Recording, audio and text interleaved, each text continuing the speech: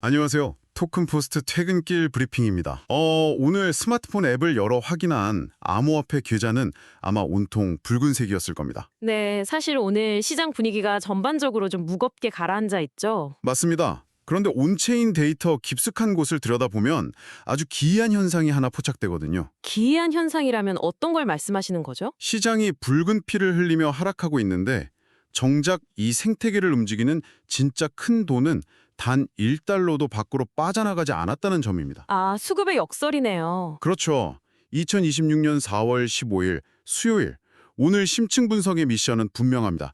단순히 차트 위 숫자가 오르내리는 현상을 중계하는 것을 넘어서 볼 텐데요. 네, 거시경제 환경의 압박과 그 거대 기관의 수급 요인이 어떻게 맞물려서 이 거대한 구조적 역설을 만들어내고 있는지 그 이면을 파헤쳐 보는 거군요. 정확합니다.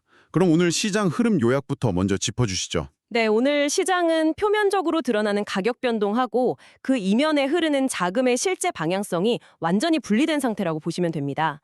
가격 지표만 놓고 보면 전형적인 조정장의 형태를 띠고 있거든요. 네네, 체감상 꽤 많이 밀린 느낌이에요. 그렇죠. 비트코인은 73,939달러 선으로 약 0.81% 밀렸고요. 이더리움은 2,319달러까지 하락하면서 2.32%의 낙폭을 기록 중입니다. 알트코인들도 상황이 비슷하죠. 맞습니다. 솔라나나 하이퍼리퀴드 같은 상위권 알트코인들 역시 일제히 약세를 피하지 못하고 있습니다. 다만 시장 전반이 하방 압력을 받는 가운데 유독 트론만 0.61% 소폭 상승하면서 버티는 혼조세를 보이고 있네요. 온통 동분색으로 물든 차트 속에서 수급 데이터를 뜯어보면 약간 흥미로운 지점이 보입니다. 방금 말씀하신 것처럼 자금이 시장 밖으로, 그러니까 완전한 법정화폐로 환전되어서 전통은행 시스템으로 빠져나간 흔적이 없더라고요. 네, 사실 그 부분이 오늘 핵심입니다. 비유를 좀 해보자면 마을에 거센 비바람이 몰아치니까 사람들이 아예 짐을 싸서 마을을 떠난 게 아니라요. 잠시 마을 안에 있는 튼튼한 대피소로 뛰어들어간 것 같은 그런 그림입니다. 오, 대피소라는 표현이 아주 정확합니다. 실제로 그 대피소의 역할을 하는 두 가지 축이 명확하게 데이터로 나타나고 있거든요. 데이터로요? 어떤 데이터인가요? 첫째로 전체 암호화폐 시장에서 비트코인 도미넌스, 그러니까 시장 점유율이 59.16%까지 상승했습니다. 그리고 둘째로 USDT나 USDC 같은 스테이블 코인의 24시간 거래량이 무려 58.35% 급증하면서 2,021억 달러 규모를 기록했습니다. 잠깐만요. 스테이블 코인 거래량이 58%나 급증하면서 2천억 달러를 넘겼다는 건 그저 하락장이 무서워서 당장 현금화하려고 거래소로 던지고 있는 과정일 수도 있지 않습니까? 그렇게 생각하실 수도 있죠. 거시경제 위기 뉴스들이 막 쏟아지니까 아예 암호화폐 시장을 떠나기 위해서 달러 패깅 자산으로 바꿔두는 대기 물량, 약간 이렇게 해석할 여지도 충분해 보이는데요. 사실 만약 자본이 완전히 이탈하는 과정이라면 거래소 외부 지갑이나 법정통화 계좌로 대규모 출금 데이터가 잡혀야 하거든요. 하지만 현재 온체인 흐름을 보면 전혀 그렇지 않습니다. 돈이 거래소 밖으로 나가지는 않았다는 거군요. 네, 알트코인에 몰려있던 자본이 상대적인 안전자산인 비트코인으로 이동하거나 아니면 포지션을 청산하고 스테이블 코인 형태로 거래소 내부에 그대로 머물러 있습니다. 는 생태계 내부에 고스란히 갇혀 있는 거네요. 맞습니다. 이게 아주 중요한 구조적 의미를 갖는데요. 시장 상황이 반전되거나 특정 자산 가격이 충분히 할인되었다고 판단되는 시점에 즉각적으로 현물 매수로 전환될 수 있는 거대한 대기자금 댐이 형성되었다는 뜻입니다. 자본이 시장을 버린 게 아니라 공격할 타이밍을 노리면서 전열을 가다듬고 있다. 이런 뜻이군요. 네, 정확합니다. 결국 투자자들을 이 대피소로 몰아놓은 외부의 비바람은 중동발 지정학적 긴장감일 텐데요. 미 중부사령부가 이란의 해상 수출입 무역 완전 차단을 발표했죠. 네, 그 뉴스가 시장 심리에 찬물을 좀 끼얹었죠. 게다가 로이터 통신 보도에 따르면 트럼프 현직 대통령 정부가 지난 3월 승인했던 이란산 회상 석유에 대한 30일 제재 면제를 이번 주 후반에 종료할 방침이라고 합니다.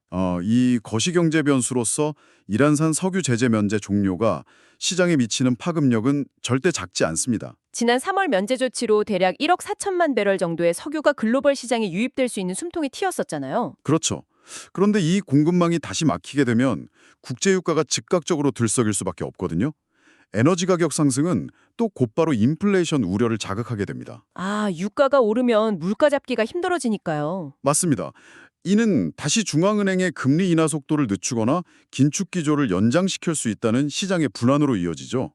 결국 글로벌 금융시장 전반에 걸쳐서 주식이나 디지털 자산 같은 위험 자산군을 회피하려는 심리가 급격히 확산되는 그런 메커니즘이 작동한 겁니다. 네, 거시 환경이 불안해지고 인플레이션 우려가 커지면 단기 자금들이 위험 자산에서 빠져나오는 건 시장의 자연스러운 생리죠. 네, 교과서적인 흐름입니다. 그런데 여기서 도무지 이해하기 힘든 거대한 모순이 하나 등장합니다. 어떤 부분이죠? 지정학적 리스크 때문에 시장 전반이 꽁꽁 얼어붙고 있는데 정작 미국의 비트코인 현물 ETF로는 막대한 자금이 폭포수처럼 쏟아져 들어오고 있습니다. 하루 만에 현물 ETF로 유입된 돈이 무려 4억 1,100만 달러예요. 어마어마한 규모죠, 사실. 블랙록 IBIT에만 2억 1,400만 달러, 아크인베스트 ARKB에 1억 1,300만 달러가 들어왔고요. 이더리움 현물 ETF 역시 피델리티를 포함해 4거래일 연속 순유입을 기록하며 총 5,303만 달러가 들어왔습니다. 시장 참여자들은 공포에 질려서 대피소로 숨고 있는데 대체 왜 월스트리트는 지금 이 순간에도 수천억 원을 매수하고 있는 겁니까? 그 거시적 공포와 막대한 유입, 이 두 가지 현상의 공존이 현재 시장을 읽어내는 가장 핵심적인 구조적 역설입니다. 구조적 역설이요? 네, 기관의 자금 집행 메커니즘은 헤드라인 뉴스나 단기적인 공포에 크게 흔들리지 않거든요. 연기금이나 국부펀드, 대형 자산운용사들은 사전에 설정된 포트폴리오 비중하고 알고리즘 모델에 따라 거의 기기적으로 움직입니다. 아, 감정이 개입되지 않는다는 뜻이군요. 그렇죠. 거시적 악재로 인해서 시장 가격이 하락하면 이들은 이를 포트폴리오의 정해진 비중을 아주 저렴한 단가로 채울 수 있는 최적의 저점 매수 기회로 활용합니다. 흔히 말하는 바이 더 딥 전략이죠. 그러니까 단기 트레이더들이 공포에 질려 시장가로 물량을 던질 때 기관의 매수 알고리즘은 오히려 그 물량을 밑에서 기계적으로 싹 받아먹고 있다는 거군요. 네, 바로 그겁니다. 하루에만 4억 달러가 넘는 자금이 들어왔다는 건 개인 투자자들의 불안 심리하고 대형 기관들의 중장기적 펀더멘털 평가가 완전히 디커플링, 즉 분리되어 있다는 걸 증명합니다. 아주 흥미롭네요. 기관 자금의 유입은 이번 단기 하락이 비트코인이나 이더리움 네트워크 자체의 어떤 구조적인 결함 때문이 아님을 방증하는 아주 강력한 시그널로 보셔야 합니다. 기관들이 일시적인 거시경제 노이즈를 그냥 무시하고 묵묵히 ETF를 매집하는 걸 보면 그들이 암호화폐를 일시적인 투기 상품이 아니라 영구적인 자산군으로 편입시켰다는 강한 확신이 듭니다. 네, 이제는 의심의 여지가 없죠. 그리고 그 확신은 단순히 자산을 매수하는 단계를 넘어서요. 자신들의 전통적인 금융 인프라 자체를 블록체인과 결합시키는 움직임으로 나타나고 있습니다. 골드만삭스의 최근 행보가 이 생태계 확장을 보여주는 단적인 예잖아요. 맞습니다. 최근 골드만삭스 자산운용이 비트코인 프리미엄 인컴 ETF 설립을 신청했는데요. 이 상품의 구조를 좀 주목해서 보셔야 합니다. 단순히 비트코인을 매수해서 금고에 보관하는 그런 형태가 아니거든요. 그럼 어떤 방식인가요? 콜옵션 매도와 같은 복잡한 파생상품 전략을 활용해서 추가적인 수익을 창출하는 커버드콜 유사상품입니다. 오, 기초자산을 쥐고 있으면서 옵션 거래를 통해 프리미엄 이익을 챙기는 그런 전략이군요. 네네, 정확합니다. 비트코인 특유의 변동성을 이용해서 안정적인 현금 흐름, 그러니까 배당이나 이자 같은 정기적인 수익 구조를 만들어내겠다는 건데 이게 전통 금융시장에서 어떤 파급력을 가지게 될까요? 사실 전통금융권에서 가장 보수적인 대형 운용사가 비트코인을 활용해서 수익 창출형 구조화 상품을 만들었다는 건 이 시장의 성숙도가 과거와는 완전히 달라졌음을 의미합니다. 네, 과거 기관 투자자들의 접근 방식이 그냥 자산 가격이 오르기를 기다리는 1차원적 보유에 그쳤다면요. 이제는 비트코인의 하나의 거대한 기초자산 인프라로 삼아서 그 위에서 새로운 금융상품을 설계하고 유동성을 파생시키는 고도화된 단계로 진입했다는 뜻이죠. 정말 상품 구조의 진화 속도도 빠르지만 데이터와 네트워크 결합의 속도도 매섭습니다. 유럽의 거대 거래소인 스위스 SIX와 스페인 BME 거래소가 체인링크 노드를 사용해서 전통 주식시장 데이터를 블록체인에 올리기 시작했죠. 네, 그 뉴스도 굉장히 컸죠. 주식 가격 데이터를 굳이 온체인으로 가져온다는 건 블록체인 생태계 입장에서 어떤 변화를 의미하는 겁니까? 지금까지 전통거래소의 실시간 가격 데이터나 거래 정보는 고도로 통제된 폐쇄적인 중앙 서버에만 갇혀 있었습니다. 그런데 체인링크 같은 오라클 네트워크를 통해서 이 방대한 데이터가 온체인 환경으로 공급이 되면요. 공급이 되면 어떻게 되죠? 디파이 생태계의 스마트 컨트랙트가 그 실제 데이터를 기반으로 작동할 수 있게 됩니다. 즉, 애플이나 테슬라 같은 주식지수의 변동성을 반영하는 토큰화된 파생 상품 아니면 합성 자산을 온체인상에서 훨씬 정교하게 구축할 수 있는 인프라가 드디어 마련된 겁니다. 전통 자본시장의 거대한 혈관이 탈중앙화 생태계로 직접 연결되고 있는 셈이군요. 거기에 프랑스 대형은행인 소시에테 제네랄의 자회사죠. SG4G가 발행한 기관용 스테이블 코인이 이제 대중적인 웹3 지갑엔 메타마스크를 지원한다는 소식도 있었습니다. 네, 온오프 체인의 경계가 완전히 무너지는 상징적인 사건이죠. 제도권 은행이 발행한 화폐가 탈중앙화된 암호화폐 지갑 속으로 아주 자유롭게 들어오고 있으니까요. 인프라 융합 측면에서 글로벌 결제망의 제왕이라고 불리는 비자의 행보도 빼놓을 수 없을 것 같습니다. 이 신용카드 네트워크를 통해서 암호화폐 결제를 허용해주는 그런 수준이었다면요. 네네. 이제는 아예 블록체인 네트워크의 노드를 직접 운영하면서 트랜잭션의 신뢰성을 담보하는 검증자 역할로 직접 뛰어든 겁니다. 대중화 관점에서도 굵직한 소식들이 쏟아지고 있습니다. 무려 4,400만 명의 거대한 사용자 기반을 보유한 일본 라쿠텐이 500만 곳의 가맹점에서 리플 결제를 도입할 예정이고요. 미국 대표 거래소 중 하나인 크라켄은 기업 공개를 위한 비공개 신청서를 제출했습니다.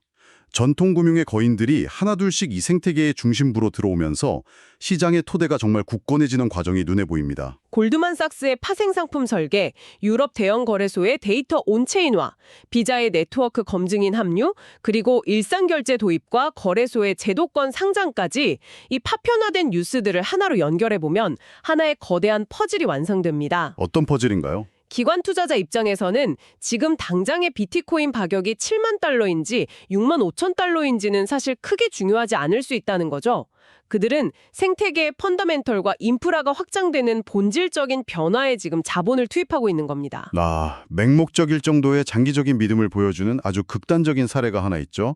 바로 이더리움 자산 운용사인 비트마인 이머전트 테크놀로지스 이야기입니다. 네, 그 회사 재무제표가 화제였죠. 분기순 손실이 38억 2천만 달러, 우리 돈으로 수조 원대에 달한다고 발표가 됐습니다. 보통 이 정도 규모의 적자라면 파산 위기를 떠올리는 게 상식인데 그 막대한 손실의 내막을 들여다보면 실체가 전혀 다르다고요. 네, 재무제표에 찍힌 38억 달러 규모의 적자는 이더리움 가격 하락에 따른 단순한 미실현 손실입니다. 미실현 손실이요? 네, 그러니까 보유하고 있는 디지털 자산의 가치가 장부상으로만 하락했을 뿐이고 실제로 이더리움을 시장에 던져서 손실을 확정지은 것이 절대 아닙니다. 이 회사는 무려 487만 이더리움, 전체 이더리움 공급량의 4.04%를 그대로 꽉 쥐고 있습니다. 장부상 손실이 수조 원이 넘어가는데도 단 한 개의 이더리움도 팔지 않았다니? 혹시 단가가 너무 높게 물려 있어서 매도를 포기하고 그냥 강제로 버티기에 들어간 것은 아닐까요? 리스크 관리 차원에서라도 일정 부분 혐오금화를 하는 게 전통적인 운용 방식이잖아요. 사실 일반적인 포트폴리오 관리라면 그렇게 접근하는 것이 맞습니다. 하지만 이 운용사의 전략 문건을 자세히 살펴보면 상황이 좀 다릅니다. 전략이 어떻게 다른가요? 이들은 궁극적으로 전체 이더리움 공급량의 5%까지 보유 비중을 늘리겠다는 아주 명확한 장기 목표를 세우고 있습니다. 현재의 하락 구간을 두려워해서 손절하는 것이 아니라 오히려 펀더멘털이 강화되고 있는 생태계의 지분을 늘릴 수 있는 매집 구간으로 보고 있는 것이죠. 오히려 기회로 본다는 거군요. 맞습니다. 소매 투자자들이 작은 변동성에 흔들릴 때 거대 자산운용사가 얼마나 무겁고 긴 호흡으로 시장을 바라보고 있는지를 극명하게 보여주는 아주 중요한 지표입니다. 네, 당장의 붉은 차트나 지정학적 공포에 일희일비할 필요가 없다는 점, 그리고 거대 자본은 이미 다음 스텝을 밟고 있다는 점은 충분히 이해가 됩니다.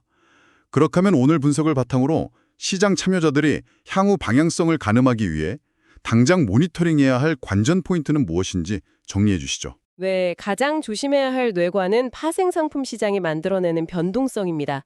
지난 24시간 동안에만 레버리지 포지션에서 무려 3억 5,598만 달러가 청산되었거든요. 3억 달러가 넘게요? 네, 방향을 섣불리 예측하고 과도한 레버리지를 사용한 자금들이 순식간에 증발한 겁니다.